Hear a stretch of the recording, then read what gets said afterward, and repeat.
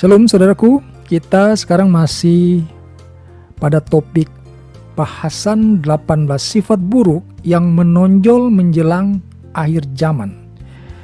Jadi kita sudah membahas 2 sifat buruk tersebut di video sebelumnya. Yang sifat pertama adalah mencintai dirinya sendiri atau egoisme. Yang kedua adalah menjadi hamba uang. Nah sekarang kita akan melanjutkan sifat buruk ketiga, yaitu membual. Nah, saudara ketahui, kalau sudah disebut sifat buruk, maka sifat ini tidak akan pernah ada di dalam sorga. Artinya, kalau seseorang memiliki sifat-sifat buruk ini, maka sudah dipastikan dia tidak akan diterima tinggal dalam kerajaan sorga. Maka saudara perlu mendengarkan dan mencoba untuk mengevaluasi diri. Jangan-jangan saudara, ada ciri-ciri daripada sifat ini di dalam diri kita. Kalau terdapat sifat-sifat ini, maka kita harus segera benahi, kita harus segera berusaha tanggalkan, saudara. Jangan-jangan kita ini sudah terlalu nyaman dengan sifat itu, karena sudah lama kita mempraktekkan sifat itu, dan orang pun sudah bosan untuk mengingatkan kepada kita, atau tidak lagi mau menegur kita karena kita nanti tidak mau terima atau kita mungkin jadi tersinggung. Ada banyak orang memiliki sifat buruk di dalam diri dia dan itu menjadi kenyamanan tersendiri bagi orang tersebut. Nah, itulah pentingnya kami memfokuskan untuk membahas 18 sifat buruk yang menonjol menjelang akhir zaman. Kalau dikatakan menonjol, saudara, maka ini adalah suatu sifat yang betul-betul sangat fatal jikalau terdapat di dalam diri seseorang. Ya kan saudara?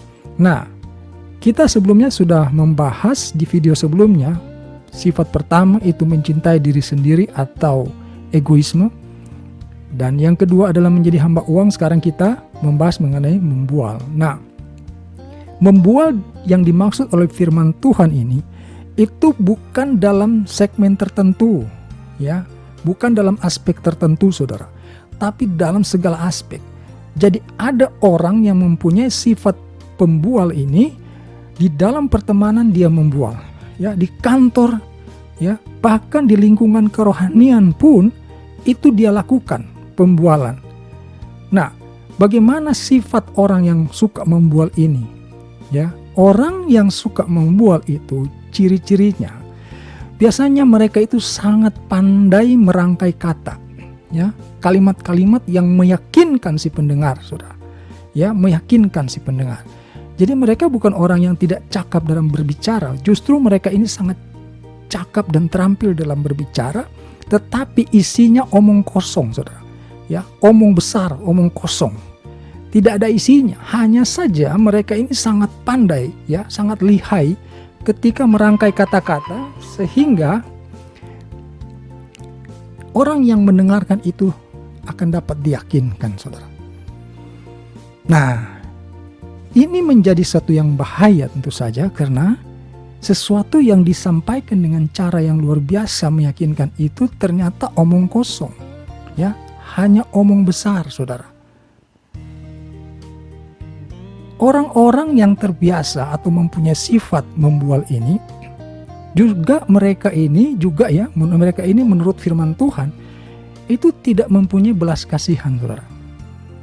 Di dalam Mazmur 17 ayat 10 dikatakan di sana, mereka tidak menunjukkan belas kasihan, mereka membual.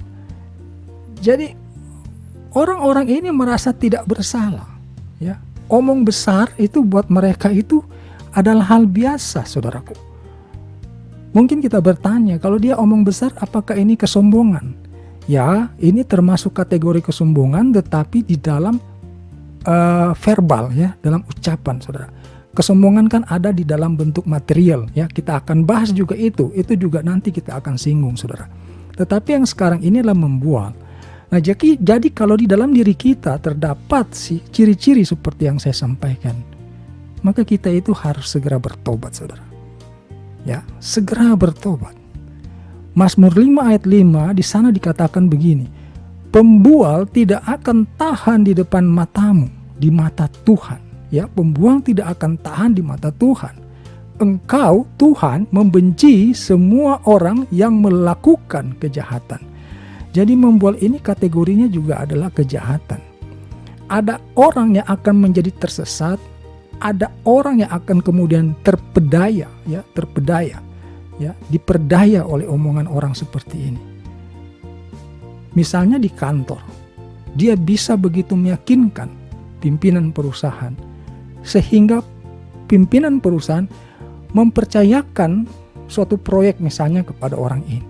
Faktanya orang ini tidak bisa merealisasikan sehingga terjadi kerugian, dan orang yang menjadi pembual ini meraih keuntungan, mendapatkan keuntungan dari apa yang sudah dilakukan itu.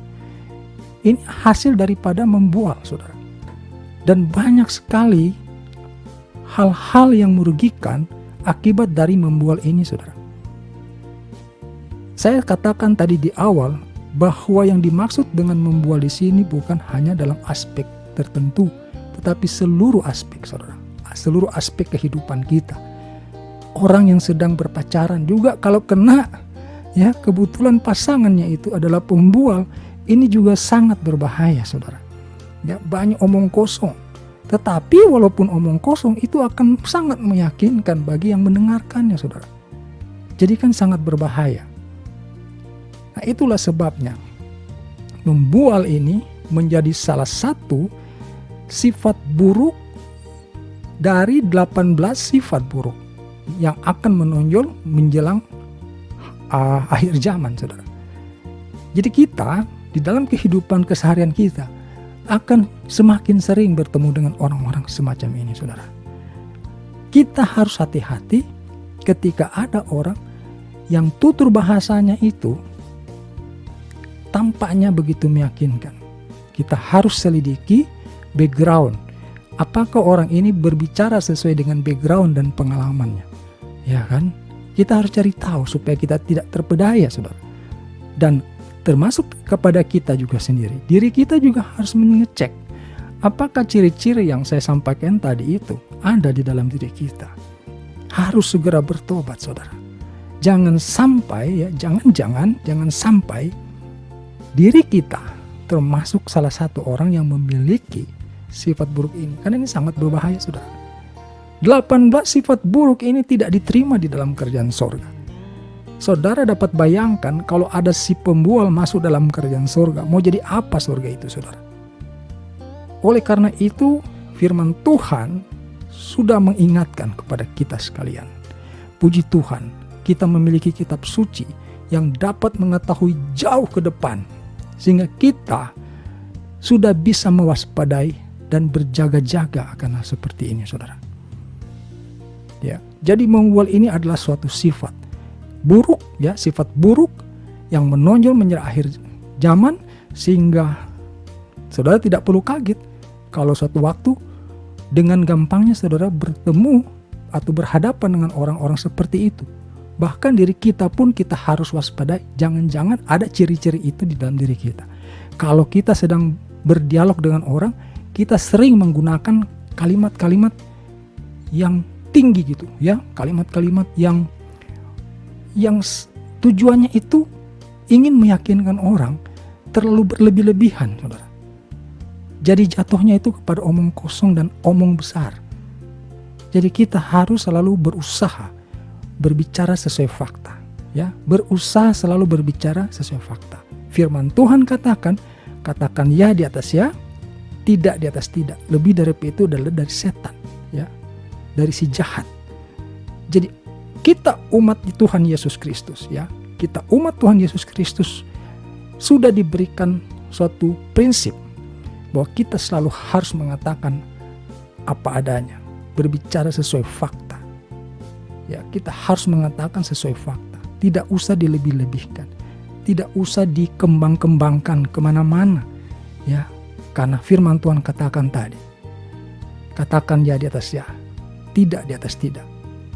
Lebih daripada itu datang daripada si jahat, si iblis, saudara.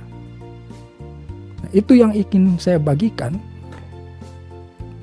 Hal ketiga, sifat ketiga dari total 18 sifat buruk yang akan menonjol menjelang akhir zaman.